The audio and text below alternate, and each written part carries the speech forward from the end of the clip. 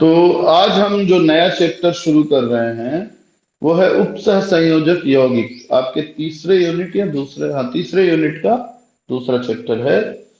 तो जैसा कि हम सब जानते हैं कि रासायनिक बंध तीन प्रकार में बांटे गए हैं।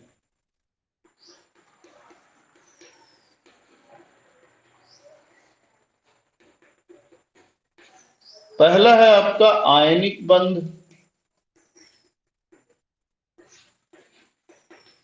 ये तब बनता है जब दो तत्वों में से एक इलेक्ट्रॉन देता है और दूसरा ले लेता है, यानी एक धनावेशित हो जाता है, दूसरा ऋणावेशित हो जाता है।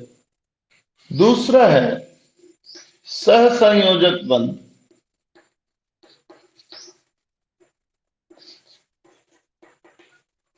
सहसंयोजक बंध में एक इलेक्ट्रॉन एक परमाणु देता है, दूसरा इलेक्ट्रॉन दूसरा परमाणु देता है, और ये आपस में अपना साझा करके बंध बना लेते हैं।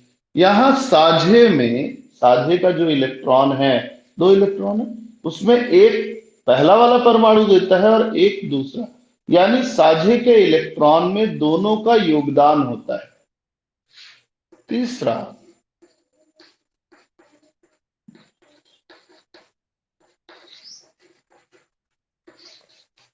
उपसह संयोजक बंध। उपसह संयोजक बंध तब बनता है जब साझे का इलेक्ट्रॉन किसी एक ही परमाणु का होता है। ये इलेक्ट्रॉन एक्चुअल में नाइट्रोजन का है, बोरान का नहीं है, लेकिन ये दोनों इलेक्ट्रॉन कुछ इस तरीके से हो जाएंगे कि बोरान इसका साझा कर लेगा। तो इस तरह का यौगिक जिसमें इलेक्ट्रॉन युग्म का साझा इस तरह से होता है कि प्रदत्त दोनों इलेक्ट्रॉन एक ही परमाणु के हों, उपसह संयोजक बंध कहलाता है। और इस तरह का बना यौगिक कहलाएगा उपसह संयोजक यौगिक। तो उपसह संयोजक यौगिकों का रसायन इसी तरह के यौगिकों का अध्ययन है, लेकिन संक्रमण तत्वों के रूप में हम उसका देखेंगे, संक्रमण तत्वों के यौगिकों के रूप में। तो सबसे पहले हम पढ़ेंगे यहां कि योगात्मक या आणविक यौगिक किसे कहते हैं।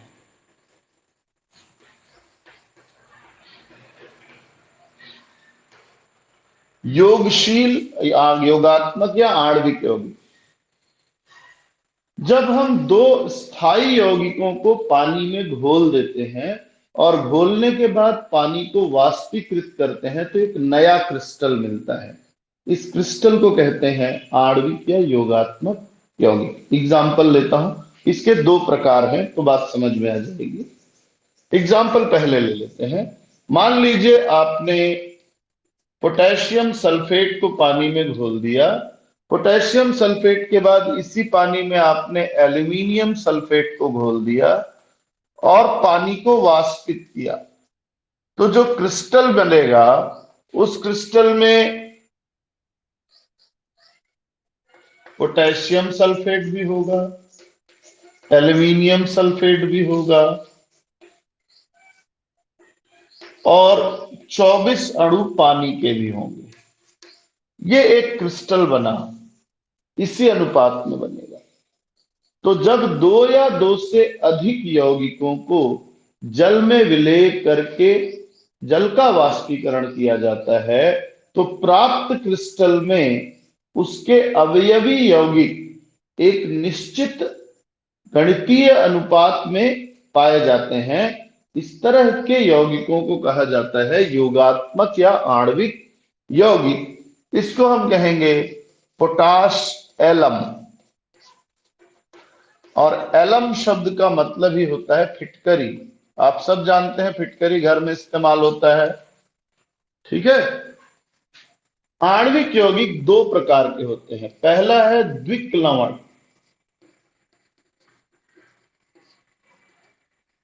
ये एक द्विक लवण है, दो लवण आपस में जुड़कर बन गए तो द्विक लवण। एक और उदाहरण लेते हैं। पानी में अमोनियम सल्फेट घोल दिया आपने, फिर इसी पानी में आपने क्या घोल दिया, फेरस सल्फेट को घोल दिया और पानी को वाष्पीकृत किया, तो 6 जल के अणु भी इसके साथ जुड़ जाएंगे और बनाएंगे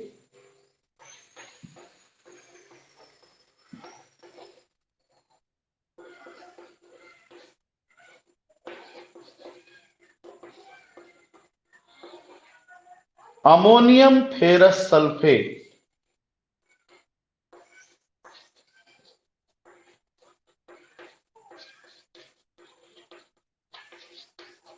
इसको हम मोहर लवण के नाम से जानते हैं। ये दोनों ही द्विक लवण हैं। क्या खासियत है द्विक लवण की? द्विक लवण ठोस अवस्था बस में स्थायी होता है। अगर इसको आप पानी में घोल दें तो ये वापस टूट जाएगा K2SO4 और Al2SO4 में, और K2SO4 टूट के बनाएगा K प्लस आयन और SO4 माइनस आयन। एल्यूमिनियम भी टूट के बनाएगा Al+3 आयन और सल्फेट आयन।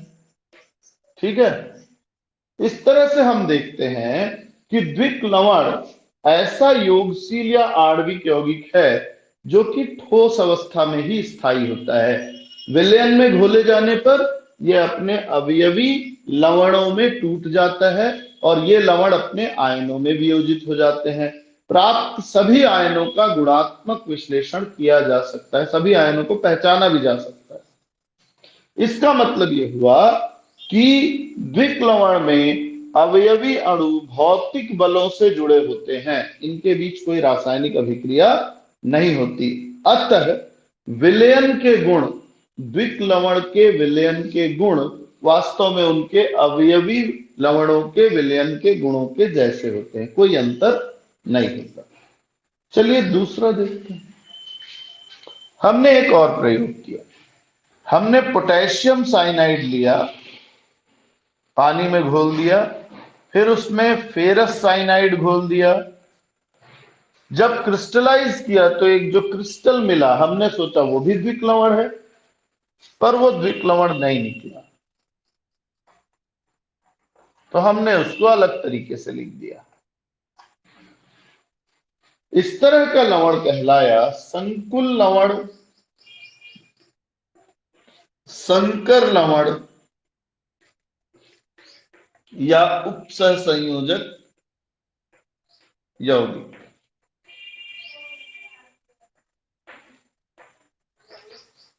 क्या खासियत है इसकी? ये भी योगशील या योगात्मक यौगिक है, लेकिन ये ठोस अवस्था में भी स्थायी है और विलयन में भी स्थायी है। यानी जब आप इसको पानी में घोलेंगे तो ये KCN और FeCN में नहीं टूटता, नहीं बदलता, और आयनित होकर एक नया आयन, जटिल आयन, बड़ा आयन उत्पन्न करता है।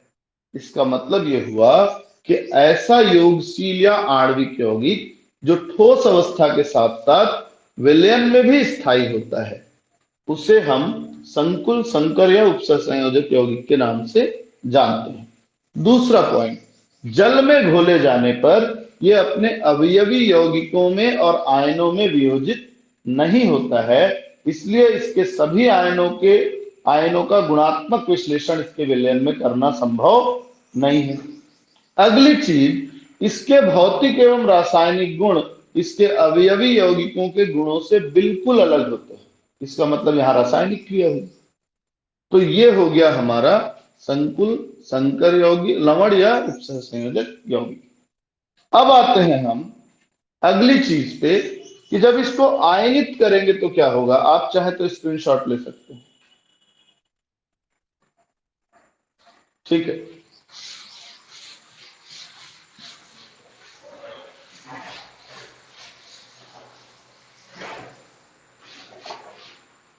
हम आते हैं संकुल या संकर आयन पे।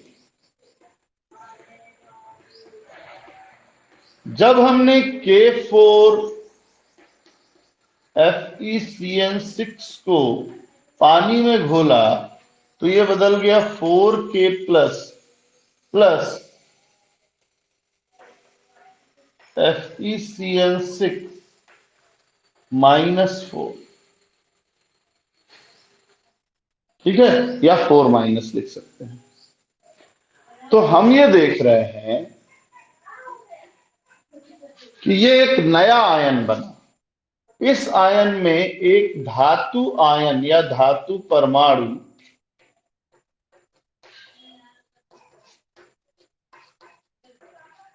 कुछ मूलकों से, जिनको हम लिगेंड कहते हैं, उनसे घिरा हुआ है। तो ऐसा आवेशित मूलक जिसमें एक सरल धातु परमाणु या आयन दो या दो से अधिक लिगेंडों से उप सहसंयोजक बंध द्वारा घिरा होता है, उसे हम संकुल, संकर आयन या जटिल आयन या उप सहसंयोजक आयन के नाम से जानते हैं। फिर से बता दूं, ऐसा आवेशित मूलक जिसमें एक सरल धातु परमाणु या आयन दो या दो से अधिक लिगेंडों से उपसह संयोजक बंध से घिरा होता है। ठीक है, ये हो गया। अब हम आते हैं नई चीज पे कि भाई ये लिगेंड क्या है। थोड़ा सा जानना चाहिए, आपके बुक में उतना डिटेल में नहीं है। लिगेंड तो ऐसा परमाणु, अणु या आयन जो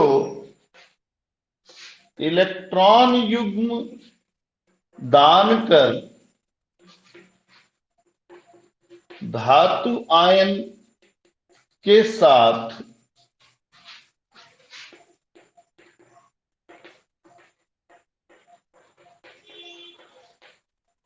उपसह संयोजक बंध बना सकता है, बंध बनाने में सक्षम हो, लिगेंड कहलाता है। ऐसा कोई भी पदार्थ, चाहे वो परमाणु के रूप में हो, अणु के रूप में हो, आयन के रूप में हो, अगर वो इलेक्ट्रॉन युग्म दे के उपसह संयोजक बंध बना सकता है धातु आयन के साथ, तो वो लिगेंड है। इसमें लिगेंड में एक दाता परमाणु होता है। जैसे आप देखो H2O, H2O एक इलेक्ट्रॉन युग्म देता है, तो H2O पूरा नहीं देता, H2O का ऑक्सीजन इलेक्ट्रॉन युग्म देता है। तो जो परमाणु एक्चुअल में इलेक्ट्रॉन युग्म दे रहा है, उसे हम दाता परमाणु कहते हैं। इसके बाद बारी आती है लिगेंड का वर्गीकरण। थोड़ा सा जानना चाहिए आपको, मैं काम का वर्गीकरण बताऊंगा, आपकी बुक में तो ये है ही नहीं।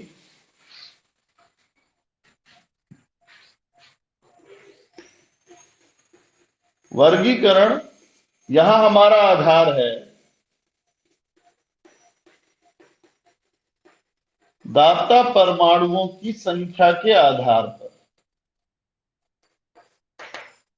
तो पहला है एक दंतुर लिगेंड,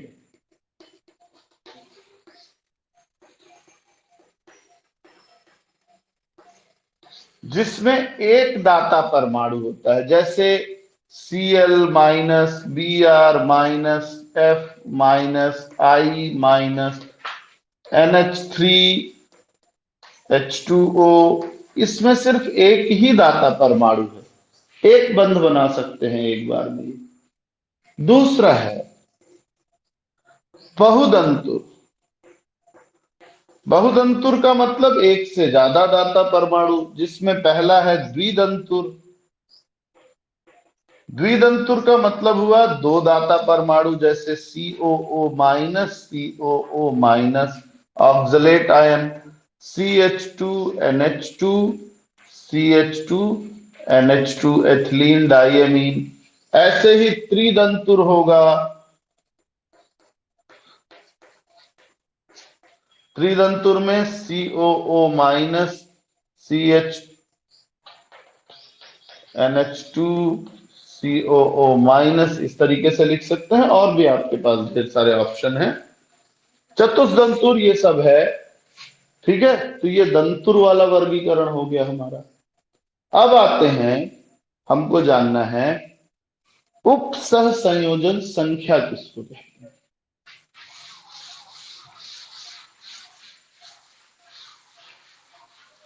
अच्छा, इसमें एक और वर्गीकरण में बताना भूल गया, बता देता हूं। उसको हम कहते हैं उभय दंतुर। उभय दंतुर लिगेंड में दो दाता परमाणु होते हैं।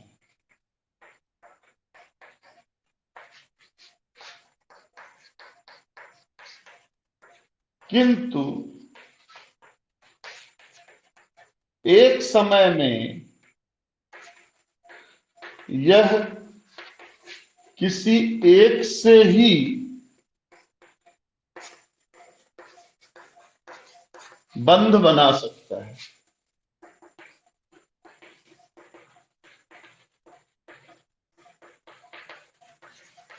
जैसे SCN या तो सल्फर से बंध बनाएगा तो नाइट्रोजन से नहीं बनाएगा, और अगर नाइट्रोजन से बंध बनाएगा तो सल्फर से नहीं बनाएगा।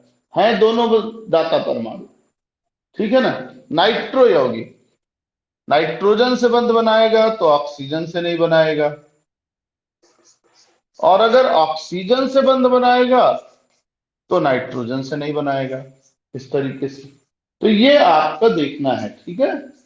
अब आते हैं उप सह संयोजन संख्या। अगला टॉपिक हमारा है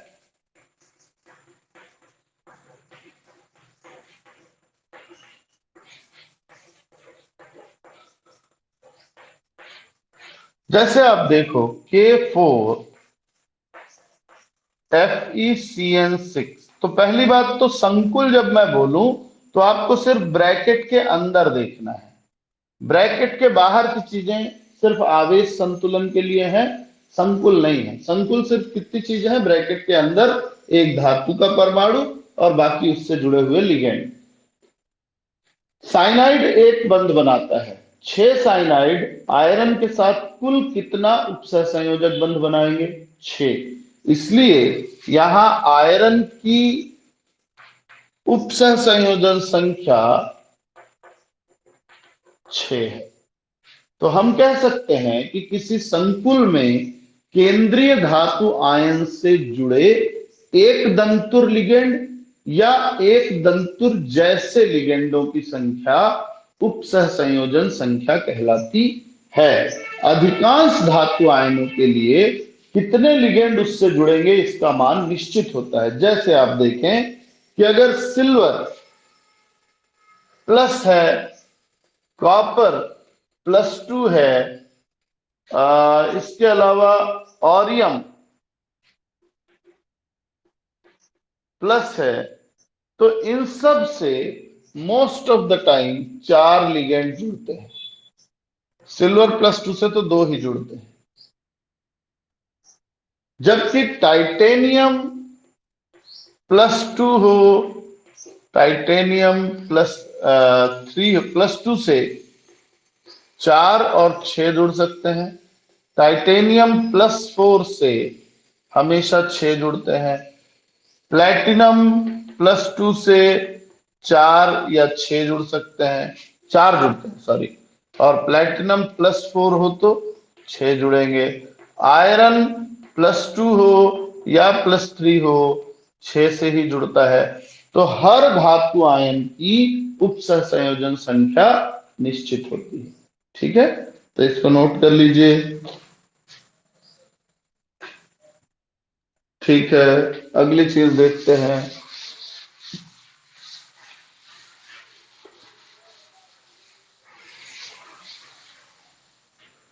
उपसह संयोजन मंडल। अगली चीज जो हमको पढ़नी है वो है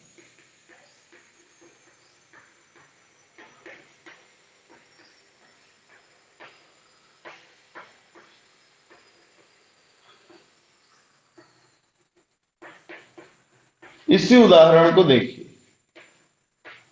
इसमें ये ब्रैकेट जो है, जितनी चीजें ब्रैकेट के अंदर लिखी हैं, ये कहलाता है उपसह संयोजन मंडल। तो किसी संकुल में केंद्रीय धातु आयन और उससे डायरेक्टली जुड़े हुए लिगेंडों को हम उपसह संयोजन मंडल के नाम से जानते हैं। इसी को आकर्षण का प्रथम क्षेत्र भी कहते हैं।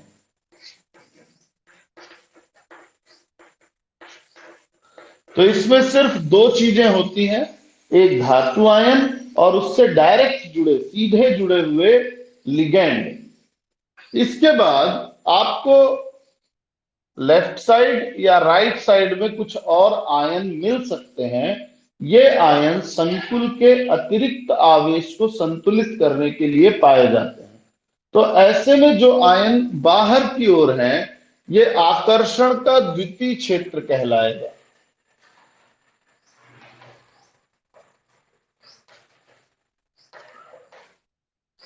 तो मेरा ख्याल है क्लियर है। उपसहसंयोजन मंडल किसी संकुल में केंद्रीय धातु आयन और उससे जो सीधे जुड़े हुए लिगेंडों को हम कहते हैं उपसहसंयोजन मंडल। ठीक है, अब आते हैं हम वर्नर का उपसहसंयोजकता का सिद्धांत और इसका प्रायोगिक सत्यापन।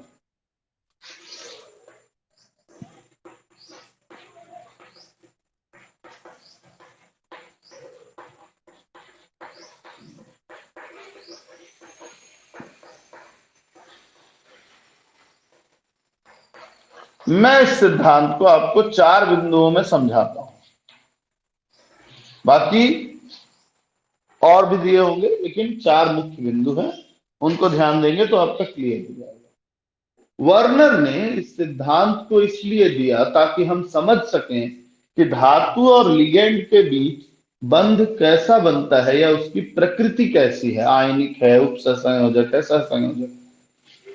तो सबसे पहले उन्होंने कहा कि किसी भी धातु आयन की 2 प्रकार की संयोजकता होती है, यानी कोई भी धातु आयन 2 प्रकार से बंध बनाता है। किसी भी धातु आयन की 2 प्रकार की संयोजकता होती है। पहली प्राथमिक संयोजकता कहलाती है,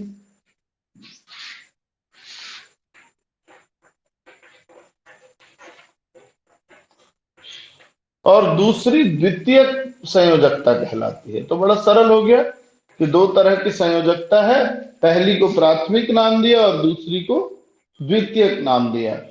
पहली संयोजकता यानी प्राथमिक संयोजकता आयनित हो सकती है, यानी पानी में डालने पर इसके आयन अलग हो सकते हैं। इसे ठोस रेखा से दर्शाया जाता है।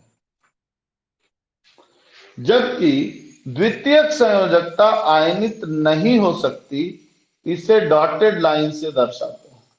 तो मेरा ख्याल है इसमें कोई खास बात नहीं है ना। किसी भी धातु आयन की 2 संयोजकताएं हैं। प्राथमिक संयोजकता आयनित हो सकती है, यानी जल में घुलने पे जो आयन बाहर निकले, समझ जाओ कि वो प्राथमिक संयोजकता के हैं। द्वितीयक संयोजकता आयनित नहीं हो सकती, यानी ब्रैकेट के अंदर जो कुछ है वो सब द्वितीयक संयोजकता है, ब्रैकेट के बाहर राइट साइड में जो कुछ है वो प्राथमिक संयोजकता है। ठीक। दूसरा पॉइंट, प्रत्येक धातु आयन अपनी दोनों संयोजकताओं को संतुष्ट करने का प्रयास करता है। सीधी बात है, हम सारे लोग भी यही करने की कोशिश करते हैं, है ना। दोनों जरूरतें, हमारी जितनी जरूरतें हैं सब पूरी हो जाएं। तो धातु आयन भी कोशिश करता है कि भाई मेरी प्राथमिक संयोजकता भी संतुष्ट हो जाए, द्वितीयक भी हो जाए। तो प्राथमिक संयोजकता केवल ऋणायन से संतुष्ट होती है। प्राथमिक संयोजकता केवल ऋणायन से संतुष्ट होती है, जबकि द्वितीयक संयोजकता ऋणायन से और उदासीन परमाणु से भी संतुष्ट हो जाती है। कभी कभी यह देखा गया है कि धनायन से भी संतुष्ट हो जाती है। जैसे व्यक्ति की 2 तरह की आवश्यकता होती है, एक होती है भौतिक आवश्यकता, इससे भी खुशी मिलती है। दूसरा होता है मानसिक क्या, संतोष। ठीक है ना। हर आदमी चाहता है कि उसके पास ढेर सारी चीजें भी हो और मानसिक संतोष भी हो। ठीक बात है। तो वो दोनों चीज की कोशिश करता है। भौतिक आवश्यकता सिर्फ पैसे से पूरी होती है। आपको पता है कि अगर आपको बर्गर खाना है, पिज्जा खाना है, मंचूरियन खाना है, होटल में जाओगे तो पैसा देना पड़ेगा। आपको अच्छे जूते पहनने हैं, पैसा देना पड़ेगा। अच्छा मोबाइल रखना है, पैसा देना पड़ेगा। अच्छे कपड़े पहनने हैं, पैसा देना पड़ेगा। यानी भौतिक सुख सुविधाओं की आपूर्ति हमेशा पैसे से होती है। तो ठीक ऐसे ही प्राथमिक संयोजकता हमेशा किससे होगी संतुष्ट? ऋणायन। द्वितीयक संयोजकता मानसिक संतोष, ये ऋणायन से भी हो जाता है, उदासीन परमाणु से भी हो जाता है। मतलब कभी कभी पैसे से भी मानसिक संतोष आता है। आपको फॉर्म भरना है, परीक्षा का टेंशन है ना? पापा आए, पापा ने कहा ले बेटा जा पैसे जमा करा, फॉर्म भर दे। मन में संतोष हो गया, भरा गया फॉर्म। ये फॉर्म पैसे से भी भराता है, यानी मानसिक संतोष कभी कभी पैसे से भी आता है, कभी कभी बिना कुछ किए भी आता है। कोई दोस्त आ गया मिलने, कोई फ्रेंड आ गया, कहीं घूमने चले गए, ऐसे ही पैसा खर्च नहीं हुआ लेकिन मन को संतोष मिला। तीसरा, कभी कभी पैसा खर्च करके भी संतोष आता है। देखे कैसे? कोई गरीब आदमी है ना, भूखा जा रहा है, आपने कहा ले बाबा 50 रुपए खाना खा ले, और आपके बैठा के खाना खिलाया उसको, आपको बड़ा अच्छा लगा। इसमें आपको कुछ नहीं मिला, आपने कुछ दिया तो संतोष हुआ। ठीक ऐसे ही द्वितीयक संयोजकता ऋणायन से संतुष्ट हो सकती है, उदासीन परमाणु से संतुष्ट हो सकती है, और कभी कभी तो धनायन से भी संतुष्ट हो जाती है। ठीक है ना? ये ऋणायन बहुधा प्राथमिक और द्वितीयक दोनों संयोजकताओं को संतुष्ट करता है। जैसे पैसा ज्यादातर केस में आपकी भौतिक आवश्यकता के साथ साथ मानसिक संतोष का कारण भी बनता है। अगर घर में पैसे की कमी हो जाए तो कलह मच जाता है कई बार, और अगर ना हो, अगर पैसे की कमी नहीं है तो most of the time peaceful चलता है। सामान भी आ रहा है, भौतिक सुविधाएं भी पूरी हो रही, मानसिक संतोष भी बना हुआ है। तो ऋणायन बहुधा प्राथमिक और द्वितीयक दोनों संयोजकताओं को संतुष्ट करता है। दूसरा पॉइंट खत्म, तीसरा पॉइंट पे आइए। द्वितीयक संयोजकता का मान निश्चित होता है। किसी भी धातु आयन के लिए द्वितीयक संयोजकता का मान निश्चित होता है। जैसे प्लैटिनम +2, कॉपर +2, निकल +2 के लिए ये 4 है, जबकि प्लैटिनम +4, आयरन +3, कोबाल्ट +3 के लिए ये 6 है। इसको इस तरीके से समझें कि आपके मानसिक संतोष की पूर्ति निश्चित है, उसके लिए आप थोड़ा सा कुछ कर दीजिए वो संतुष्ट हो जाता है। लेकिन भौतिक आवश्यकताएं वो असीमित है। आपको साइकिल है, आपको मजा नहीं आ रहा है, आपको स्कूटी चाहिए या बाइक चाहिए। आपको बाइक दिलवा दिया गया, कुछ दिन बाद मजा नहीं आएगा, अब आपको कार चाहिए। कार मिल गई तो सस्ती कार है, महंगी कार चाहिए। महंगी कार मिल गई तो अब आपको लगेगा कि यार इसमें भी मजा नहीं है, अब अपने को मर्सिडीज या और ऊपर की चाहिए। तो कितना भी आप देते रहिए। तो इस तरह से हमने ये देखा कि प्राथमिक संयोजकता का मान निश्चित नहीं होता, लेकिन द्वितीयक संयोजकता का मान हमेशा निश्चित होता है। तीसरी बात, द्वितीयक संयोजकता में कक्षकों का अतिव्यापन होता है। इसकी वजह से द्वितीयक संयोजकता दृढ़ और दिशात्मक होती है, जिससे हमारा संकुल समावयवता, संरचनात्मक समावयवता प्रदर्शित कर पाता है। ठीक है? तो जैसे हम बोलते हैं ना, किसी व्यक्ति की पहचान उसके चरित्र से होती है, मानसिक रूप से वो कैसा है। ठीक ऐसे ही किसी संकुल की पहचान, उसकी संरचना निर्भर करती है द्वितीयक संयोजकता पे, प्राथमिक पे नहीं। ठीक, तो आप इस 4 पॉइंट को याद कर सकते हैं। मैं इसी को एक्सप्लेन करता हूं 2 संरचनाओं से, ताकि आप बात समझ पाए। पहली संरचना हमारी है हेक्सामीन कोबाल्ट क्लोराइड। तो यहां कोबाल्ट सेंटर में है, 6 अमोनिया इससे द्वितीयक संयोजकता के रूप में अष्टफलकी रूप से जुड़ते हैं। तो मैं अमोनिया को इसी विशेष रूप से जोड़ रहा हूं, अष्टफलकी संरचना में, अपनी मर्जी से नहीं जोड़ सकते। लास्ट पॉइंट, क्लोरीन को मेरी जहां मर्जी मैं वहां जोड़ सकता हूं, कोई मेरे को मना नहीं कर सकता कि आपने गलत जोड़ा है। ठीक है ना? मैं यहीं जोड़ सकता हूं, यहां जोड़ सकता हूं, वहां जोड़ सकता हूं। तो पहला पॉइंट, हर धातु आयन की 2 संयोजकता होती है, दिख रही है। प्राथमिक संयोजकता आयनित हो सकती है, पानी में घोलोगे तो ये 3 क्लोरीन बाहर आयन के रूप में निकल जाएंगे, अमोनिया नहीं निकलेगा। तो निकल गए। यहां पर आप देखिए कि हर धातु आयन अपनी दोनों संयोजकता संतुष्ट कर रहा है। प्राथमिक संयोजकता 3Cl- प्राथमिक संयोजकता है इसकी, तो ये ऋणावेशित है ना, प्राथमिक संयोजकता हमेशा ऋणायन से संतुष्ट होती है। जबकि 6 अमोनिया ये उदासीन है, ये द्वितीयक संयोजकता को संतुष्ट कर रहा है। तो क्या हुआ, एक और संरचना बनाए तो कंपेयर कर सकते हैं। एक और संरचना ले लो, सेकेंड स्ट्रक्चर CO, इस बार एक NH3 को हटा के एक क्लोरीन अंदर ले लिया, Cl2 हो गया। अब आप देखो संरचना तो अष्टफल की ही रहेगी,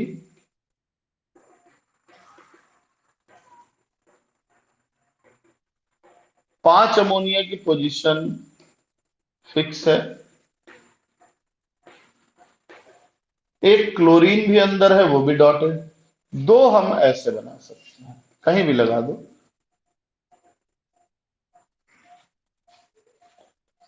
तो आप देखो कि यहां पर दो क्लोराइड केवल प्राथमिक संयोजकता को संतुष्ट कर रहे हैं, 5 अमोनिया केवल द्वितीयक संयोजकता को संतुष्ट कर रहे हैं, जबकि एक क्लोराइड प्राथमिक व द्वितीयक दोनों संयोजकता को संतुष्ट करता है।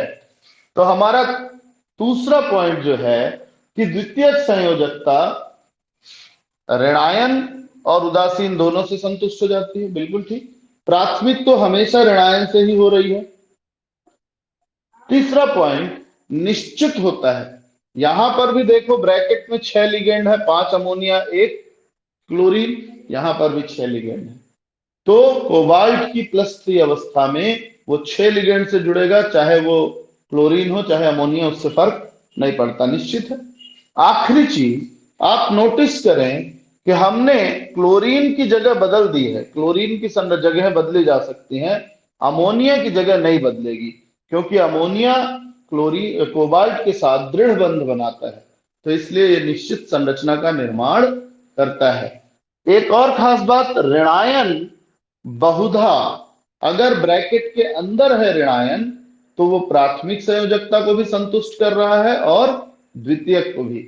ये समझ लीजिए कि ये डबल बॉन्ड नहीं है, एक ही चीज दो इस्तेमाल में आ रही है, यही समझिएगा केवल, लेकिन वो डबल बॉन्ड नहीं बना रही है, ठीक है ना। आपको मीठा खाने का मन है और भूख भी लगी है, हलवा खा लीजिए, पेट भी भर गया, मीठे का मन भी पूरा हो गया। बात समझ में आई, चीज एक ही है, काम दो करेगी।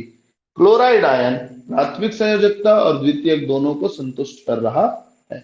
यह है आपका वर्नर का उपसह संयोजकता का सिद्धांत। कल इसके आगे का देखेंगे।